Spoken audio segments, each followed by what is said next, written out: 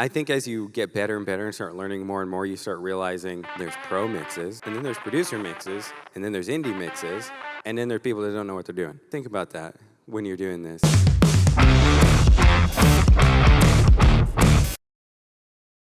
I wanted to start, actually. I was back there kind of thinking how to start, and I don't know, I assume a good chunk of you guys are Christians. I am. And if you're not, you should be, honestly. It's pretty awesome. But I just was really impacted by the word of the day, actually, the one in the Bible app. And so I wanted to read it in case you guys didn't get to read it today, because it really is perfect for what we're doing, like all of us, in a support role for the church. But it says, "And let us consider how to stir up one another to love and good works, not neglecting to meet together, as is the habit of some, but encouraging one another, and all the more as you see the day drawing near." So it's like even when I read it, I can't understand what I'm reading if I speak it. It's like some kind of multitasking thing. Anyways, I was just like, man, we're all in support roles, and we're supporting the gathering of believers. That's a huge deal. It's like a huge deal. It's like we get to help help people see and hear not just the word, but help people engage in their worship experience and things like that. And I don't know, I think that's why working in worship music has always felt like a bigger deal to me than working on general market music, because I do mix general market things every now and then. Sometimes I do some general market shows, and it always feels empty, no matter how cool it is, no matter how musically fulfilling it might be. I always walk away feeling empty, and it might be, wow, I've never mixed something cooler than this, and cool isn't all it's cracked up to be all the time. I mean, just the importance and the weight of, honestly just working for the kingdom makes you feel, I don't know. It can be really hard sometimes, but it's by far the most rewarding. And it just kind of got me thinking that like right from the top of the day. So I thought I'd share that with you. Anyways, my name's Chris. I am married. I have 4 kids. My wife's awesome. My daughter is graduating audio school this week, and she has way more certifications than I do. And lately I've been calling her about keystrokes. Hey, what's this command here? Hey, I'm having a problem with my scrolling. Where's that at again? She's great, and I'm super proud of her. So, yeah. And how many of you guys have kids? How many of your kids are out of the house? Yeah. And then a bunch of, it seems like the rest of you, your kids are at home. And it's really funny.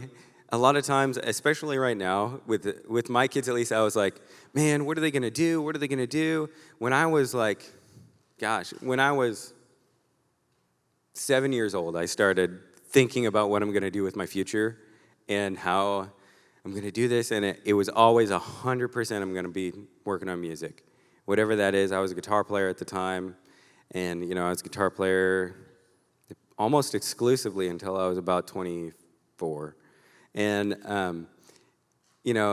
I kept thinking, probably a lot of you guys from a young age have been involved in this kind of thing. And I would try to put that pressure on my kids, like, you need to know what you're going to do. And come on, what's your passion? And it was really funny because with my daughter, we literally, she's been a musician her whole life. She's awesome. And I was like, hey, let's produce some songs together. So we produced 2 songs for an artist together. And, it was a lot of work because production is by far probably the most work out of all the tech jobs, man. Production takes it for a lot of work. And we got to the end of it, and I go, is this what you want to do for a living? And she says, yes. And I go, okay. I'm going to send you to this school so you can get 10 years further down the road than I was when I was your age. And so it's going very well. But, I say this in encouragement that maybe, some of your kids will, if they're not showing any, interest anywhere, that they may just grasp onto it at the end. Because I had no idea any of my kids would, follow in what I do. And I kind of didn't expect it because it's, when you go to the bank and say, hey, I'm an audio engineer, they laugh at you. So, yeah. Anyways, yeah. That was a very long story, but be encouraged.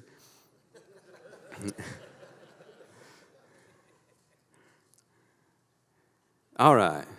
So the title of this class is Mixing in the Room. So I'm primarily going to be talking about what the experience is in your worship gathering space. So here's the number one thing I really like to put out there for people is if you're mixing, you're in that spot mixing, or that spot, or in the broadcast studio. Who are you mixing for? You're not really mixing for yourself, because a lot of people, when you're young and first getting into it, your whole goal is, I want it to sound cool and indie and the way I would like it. But in fact, you're mixing for all the people listening, like everyone in the crowd, for the people who are giving you your paycheck, honestly, for the old people, for the young people, and how do we meet this in the middle for all these people? And it's really difficult, and it takes a lot of time. You kind of get to know your house and where you work at, who you're mixing for. One of the greatest examples of this is when you're mixing monitors. I think probably just about anybody should have to mix monitors at some point. If you're only running front of house and you've never mixed monitors for anyone, you should mix monitors, because then you start learning about how, gosh, this guy's mix sucks, but he loves it, But, your job is you make a mental imprint of what that sounds like, and you are able to repeat that for him over and over again, right? So every time that guy gets up there, you can go, okay, this is how he likes his mix. And so when you start combining all these things and realizing that sound is totally subjective, totally subjective. I think as you get better and better and start learning more and more, you start realizing there's pro mixes, and then there's producer mixes, and then there's indie mixes, and then there's people that don't know what they're doing. So, you kind of want to find these spots. So, and a lot of times, even mixing records, I find myself having to maybe I'll do something that feels like something super slick. I gotta say, I have preference to my first mix always, but I still do the revisions, and there's sometimes maybe 3 revisions. So, but I feel like we're constantly stepping backwards throughout that process to make the client happy. But what really matters in the end is that the client's happy, even though I might be a little bummed, but that's okay.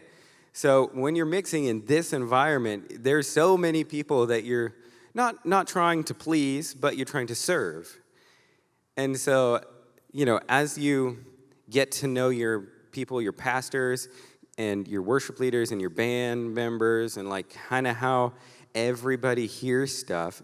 And, I've tried to listen to complaints, what people complain about on records, what people complain about when they're in the room, and I try to make mental notes of how people like to listen to things.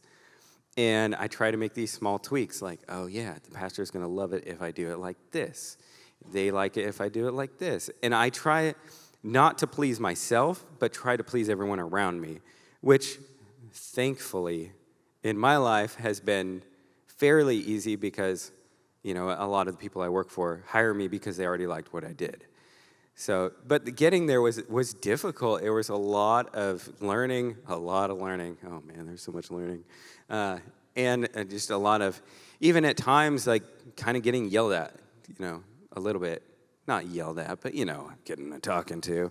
And they were talking to me and telling me how I need to do this. And being receptive to that. And it's hard, and it sucks, and you feel like a failure, and you just go in again, and you try to nail it, and you try to, make them happy and make sure it sounds good. Because a lot of times people actually don't know what sounds good. And so that's also another reason Monitors is awesome, because you will learn how to maybe take somebody's weird mix preferences and actually make it sound good as well. Because you can do both. You can make it sound good, and you can please the crowd and your bosses, and serve them well. It doesn't have to be one or the other. So just think about that when you're doing this.